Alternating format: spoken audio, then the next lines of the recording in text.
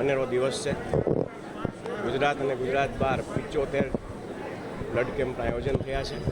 સાથે સાથે વૃક્ષારોપણ અને ડિસેબલ્ડ બાળકો અને મેન્ટલ રિટાયર્ડ બાળકો માટેની સ્પેશિયલ કેમ્પ થયા છે.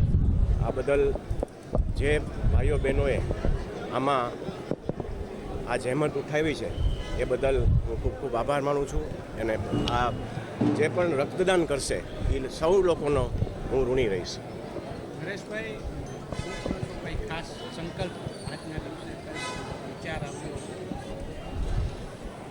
એક જ સંકલ્પ આજના દિવસે આવે કે દરેક સમાજના લોકો હળીમળીને રહે, આનંદથી રહે અને શાંતિ રાખી અને એકમેકના બની અને એકબીજાના કામ કરે એવી મા ખોડલ પાસે પ્રાર્થના કરું. નરેશભાઈ, આનંદીબેને એક નિવેદન સ્ટેજ પર કે પરિવારના લોકો દીકરીઓને અભ્યાસ માટે મોકલે છે, પરંતુ અભ્યાસની સાથે સાથે અન્ય યુવકો સાથે ભાગી જાય છે, બાળકનો જન્મ થાય છે અને તેને સાચવવાવાળું કોઈ નથી રહેતું, અનાથ બને. સમસ્યા બહુ મોટી સમાજની દરેક સમાજમાં મોટી સમસ્યા છે.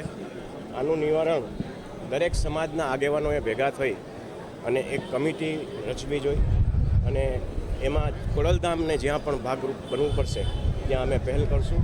અને આ મોટો વિષય છે, આ વિષયને ગમે એમ કરીને આપણે દબાવવું. દીકરીઓને સલાહ આપી? બિલકુલ બિલકુલ. દીકરીઓને તો વર્ષોથી અમે સલાહ આપી જ છીએ.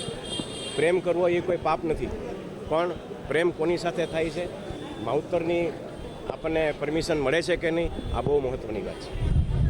નરેશભાઈ, દીકરીઓ જે પ્રેમની વાત આવે છે, એક આંતરિક ખોટી રીતના આંતરિક લાગણીઓમાં તણાઈ જાય છે, ખોટી લાગણીઓમાં ફસા જતી હોય એવી કિસ્સાઓ જેમ સમય ફરતો જાય છે એમ આ બધા પ્રશ્નો આવવાના.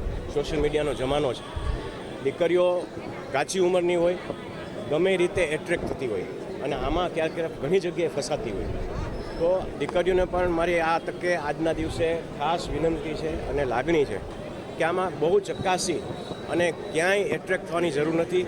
પ્રભુ પર ભરોસા રાખવો, ભગવાન ઉપર ભરોસા રાખવો. જે આપણને મળવાનું છે અહીંથી કોઈ છીનવી નથી જવાનું. એટલે કોઈ જાતનું એટ્રેક્શન ન થાય અને દીકરીઓ વ્યવસ્થિત રીતે માવતરનું માની અને આગળ વધે એવી આ તકે વિનંતી કરું. તમે પણ એક પિતા છો, ક્યારે કોઈ પિતા કે માતા એવું વિચારે કે દીકરીને નબળું પડે, દીકરીઓ જે રીતના પગલાં ભરી રહી છે? બહુ દુઃખની વાત છે. જેની ઘરે દીકરી હોય ને ખબર હોય કે આ પરિસ્થિતિ જેની ઘરે પેદા થાય તો શું થઈ શકે. એટલે દીકરીઓને ફરીથી મા બાપ તો ઈચ્છતા જ હોય કે એની દીકરી બહુ સારા ઘરે જાય, સારી જગ્યાએ પ્રસ્થાપિત થાય, પણ જ્યારે આવા પ્રશ્નો હોય ત્યારે દુઃખની વાત છે. દીકરીઓને ફરીથી અપીલ અને વિનંતી કરું છું કે એટ્રેક્શનમાં ન આવી અને સાચા પગલાં, સાચા રસ્તે જાય. જે સિંગર દીકરીઓ છે તેને લઈને પણ ઘણા વિવાદો થઈ ગયા છે, કારણ કે દીકરીઓ સિંગર ન બને એવી પણ ક્યાંક સમાજ અગ્રણીઓએ વાતો કરી. સમાજ અને સોશિયલ મીડિયા ખૂબ મોટા થઈ ગયા છે. દરેક સમાજના આગેવાનો ઘણી બધી વાતો કરે છે. આપણે એક સમાજને લઈને આજે વાત ન કરી, પણ આ એક જે આપણે પ્રશ્ન કર્યો એ દરેક સમાજનો પ્રશ્ન છે. અને આ ફરીથી હું કહીશ કે દીકરીઓને પૂરેપૂરો અધિકાર છે બધું કરવાનો. સિંગર પણ બની શકે છે અને કોઈ પણ ક્ષેત્રે આગળ વધી શકે છે, પણ એને કેટલો એને હદમાં રહેવું એ એના માટે.